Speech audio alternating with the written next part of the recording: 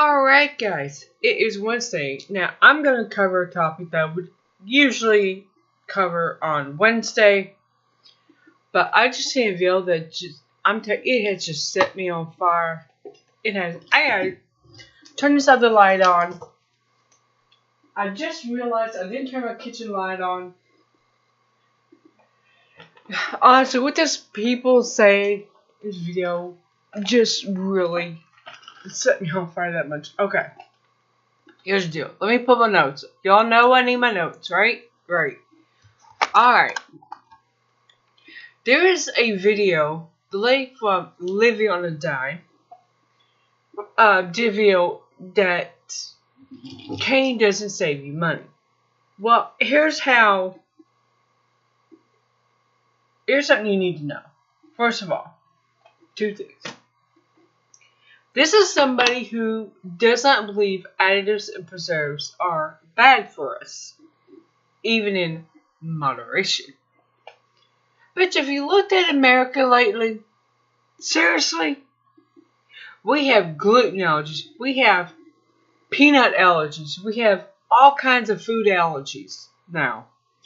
We have, when I went to school, there was one girl who had a dietary issue.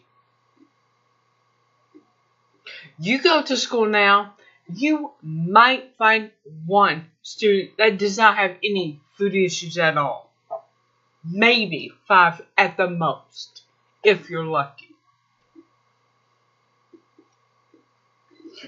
The other issue I have with this woman from Living on a Dime is she's not open to an open debate, an open and honest debate. She's not. She will not accept any studies showing that GMOs are bad for you.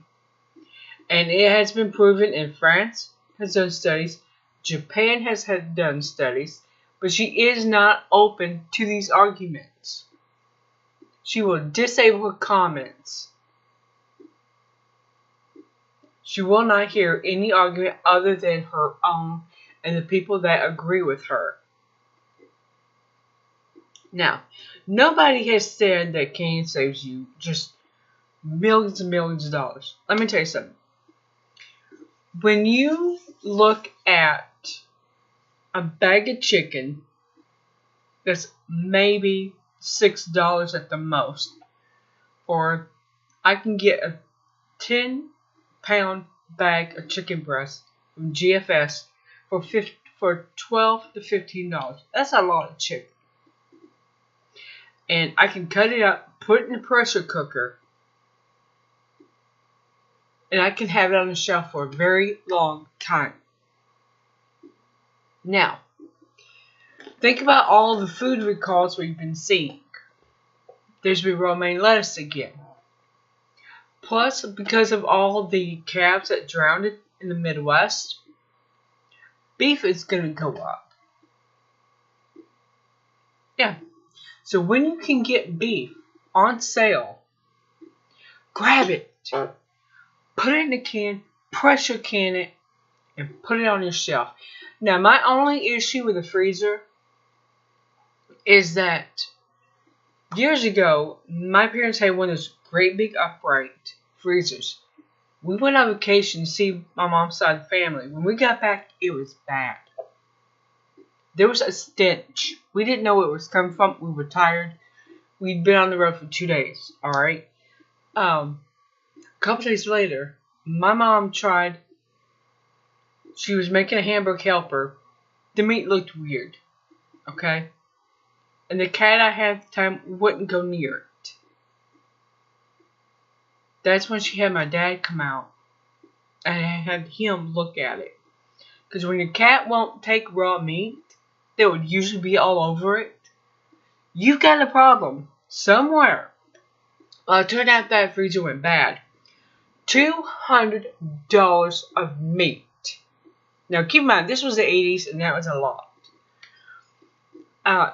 They had to throw it out. They had to take the freezer, load it in my dad's truck, and get rid of it. Nobody would get on this bumper. Let me tell you, it was that bad. Now, had my mom canned that meat before we left for the 2 weeks, we wouldn't have lost it. We would not have had to turn around, go back to the Air Force Base in Blytheville, Arkansas, and purchase more meat. Because everything she put in the freezer went bad. My dad and a friend of his, Don Kathy, had to tie up the freezer together, load it in his truck, take it to a dump.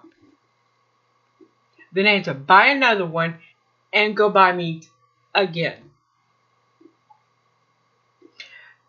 Like I said, had she canned it, this wouldn't have been a problem. So does canning save you money? Yes. When you can get a good deal on meat, grab it. Can it? Or if you're one of those people that uses a vacuum seal bag, go for it. Make sure that bag is sealed, because trust me, if you don't, you can have a problem. Make sure it seals tight. Label it. What it is, month and year. Or just do the year, I don't care. If you don't do the month, day, and year, just the year and what it is.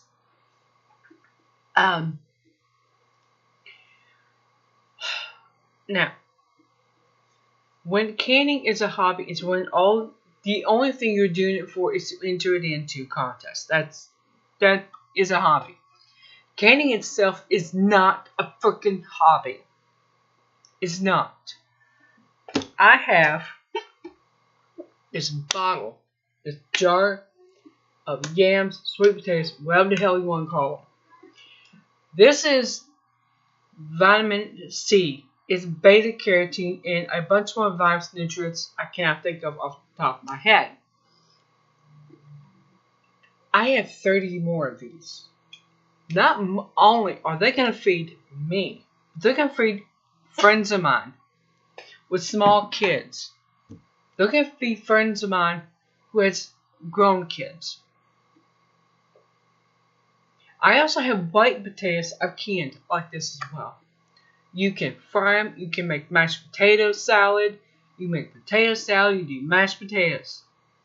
All the cooking is done. So you pop it open, put it in, heat it up, fry it, do sweet potatoes with it, or do a mashed sweet potato or regular potatoes. Here's the deal.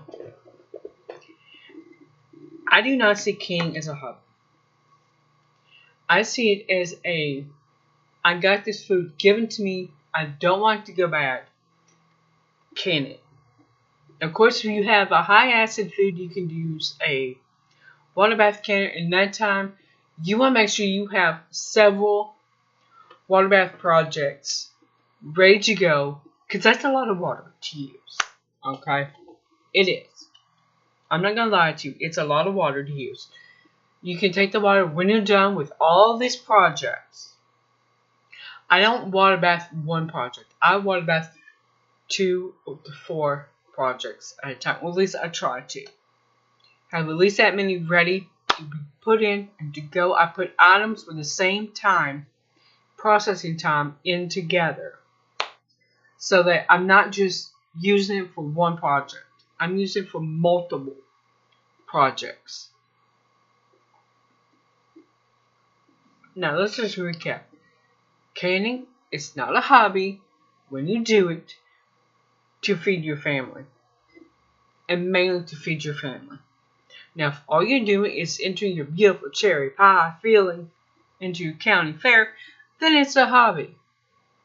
But when you are doing that as a way to preserve food and you make a beautiful can of cherries, cherry pie filling, then enter it, okay? Once you have everything secured for a winter, then do that. But as long as it's not going to take away from your family. People have been canning for millennium. I mean, probably about 1 or 2 millenniums, I think. Been doing it at home. That is how a lot of people got through the Great Depression. Is they'd canned their vegetables. They'd canned their meats. My grandmother, on my mom's side, my maternal grandmother, we all call her Grams. She used to can stuff. You name it. Green beans, tomatoes, fruits, just everything that she could grow, she would can.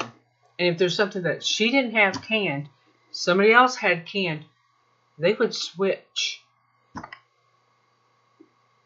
If Matilda down the road had apple rings, applesauce, canned, Bertha had peaches, they would switch for a change.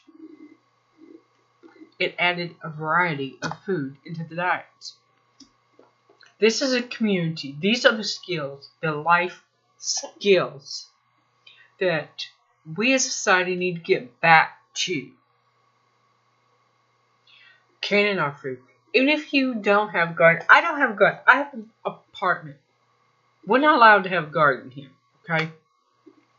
And honestly, it has been so nasty and wet here in Michigan. Today, again, it's raining. We had 2 days straight, 2 or 3 days straight of really nice weather, and now it's raining. How in the world farmers are going to be able to farm this year? I don't know. John Deere is cutting production. John over to the Prepared Mind was talking about the fact that John Deere is cutting production because they know something. They know that next year farmers are not going to be buying the big combines. They're not going to be buying the big tractors. They're going to be fixing theirs, maintaining what they already have, and using that. Earlier this year, there's tariffs put on. Now, let's understand something. A tariff. Governments don't pay tariffs. Tariff is a tax that we pay. They don't pay it. We do. You put tariffs on food items coming in from China, and China reciprocated, of course. Now, there were some farmers in the Midwest. I don't believe it's a coincidence that it's the same farmers that got flooded. I don't believe that's a coincidence at all. But all these farms that had put back some seeds for next year, so the prices wouldn't go up too high, that people wouldn't be able to afford it, trying to help people like us. This is really pisses me off. What they put back was destroyed. Every farmer who was putting back stock to help prevent a price hike was flooded. Every one of them. Now, I am not,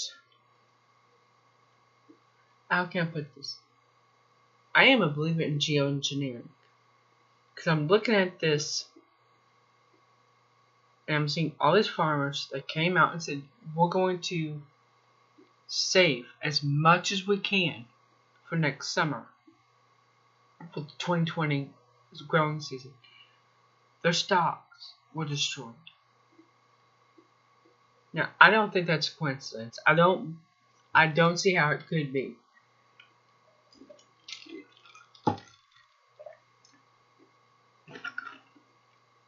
I'm going to leave you a link to that video. Now, I'm going to say this again. I'm not saying canning will save you a fortune. It's a lot of time.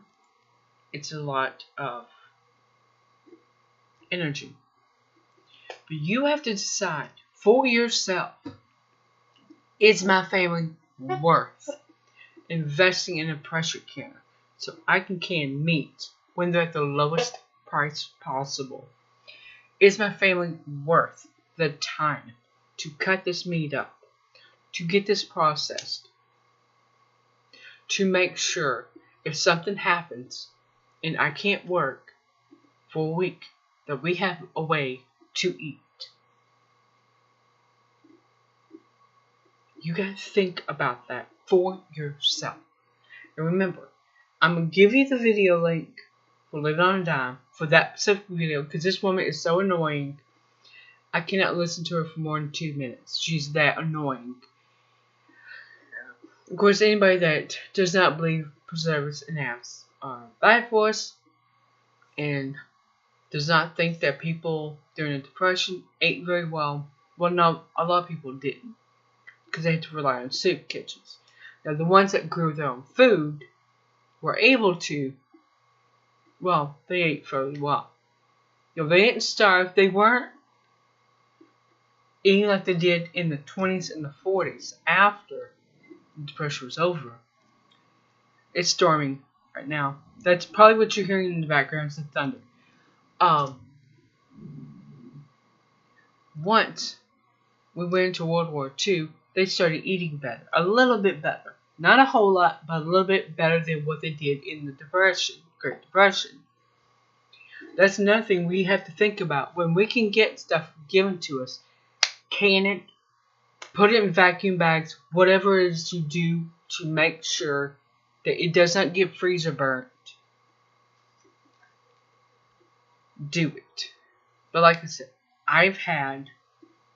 my parents had freezer go bad and it's expensive. If you run a freezer, it's expensive. These ladies from the video talked about the cost of electricity, the time. But they didn't tell you what's the cost of zip the bags, the containers, store things in the freezer.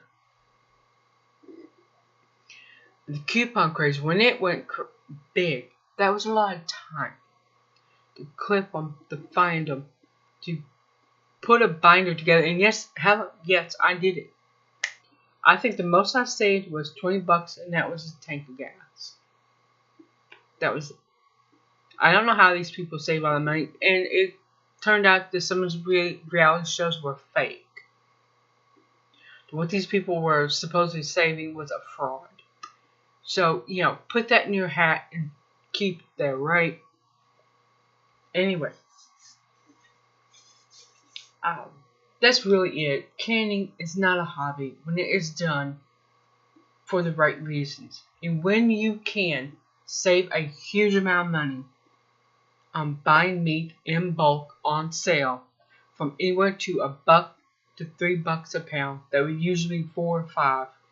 That is where you save your money. Alright, I'm going to stop now because honestly, I could go on for quite a while about this. And when you watch this girl's video, just remember, this is somebody that does not think that additives and preservatives are bad. This is somebody that thinks we eat better now than we ever have. No, we don't. I will see you tomorrow. I'm going to get more detailed about that ice maker. So, I will be putting that up tomorrow. Be well, be safe. Can on.